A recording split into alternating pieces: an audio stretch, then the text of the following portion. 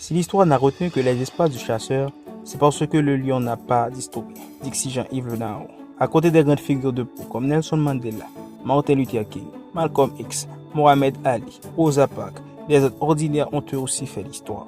C'est le cas de Frederick Douglass, Harriet Tubman, Tommy Smith et John Carlos, Angela Davis et Aimé Césaire, Langston Hughes, John Harold Johnson et Oprah Winfrey, Toussaint Louverture, Jean-Jacques Dessalines, Mildred et Richard Lovell, Joséphine Baker et Chocolat, Sidney Poitier et Halle Berry.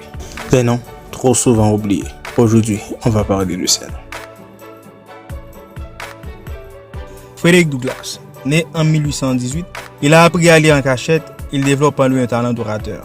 Il apprend aux autres esclaves à lire et publie un journal abolitionniste. Il occupa plusieurs postes politiques importantes et milita pour l'adoption du 13e, 14e et 15e amendement, respectivement. L'abolition de l'esclavage, la définition de la citoyenneté et l'interdiction du déni du droit de vote fondé sur la race et la couleur. Tommy Smith et John Carlos. Tommy Smith et John Carlos sont deux sportifs américains qui ont sacrifié leur carrière après avoir détourné le regard du drapeau américain au Giro de 1968. Après cet acte, ils seront tous deux interdits de compétition à vie. La femme de Tommy Smith se suicidera en 1977 et celle de Carlos demandera le divorce. Oprah Winfrey et John Harold Johnson. Oprah Winfrey, première milliardaire noire du monde. John Harold Johnson, fondateur de la première presse afro-américaine. Premier afro-américain à entrer dans le classement Forbes des 400 américains les plus riches en 1982. Mildred et Richard Lovell, ils ont osé s'embrasser en public, s'aimer, se marier quand l'Amérique était encore ségrégationniste dans les années 1960. Ils sont les pionniers de l'amour interracial. François-Dominique Toussaint Louverture, né en Haïti, de l'ancienne colonie française, est un général et homme politique haïtien.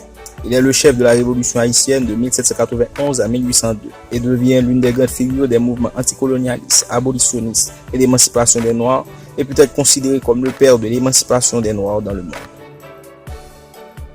Jean-Jacques Dessalines, né le 20 septembre 1758 en Haïti en tant qu'esclave, chef militaire et chef d'État haïtien, il est celui qui a mené la révolution haïtienne. Il réussit le 18 novembre 1803 avec les Français à la bataille de Vertières. Et le 1er janvier 1804, il proclame l'indépendance du premier État noir du monde. Joséphine Baker et Chocolat. Joséphine Baker, petite fille d'esclave, devient la première star internationale noire de l'histoire et a notamment joué en France. Chocolat Louis est le premier artiste noir adulé de la scène française. Les deux furent victimes de la ségrégation raciale, mais réussiront à s'imposer en tant qu'artistes. Sidney Poitier et Halle Berry. Sidney Poitier est le premier à avoir été oscarisé en 1964 et Halle Berry 38 ans plus tard recevra un Oscar. Langston, poète afro-américain qui prit part grâce à ses écrits au grand mouvement culturel noir des années 1920, le Harlem Renaissance. Cette fierté des origines sera reprise par Aimé Césaire, grand poète et homme politique martiniquais, fondateur du mouvement littéraire de la négritude, concept qui vise à rejeter l'oppression culturelle du système colonial français et le racisme. Tous deux ont ouvert la voie à une voie littéraire.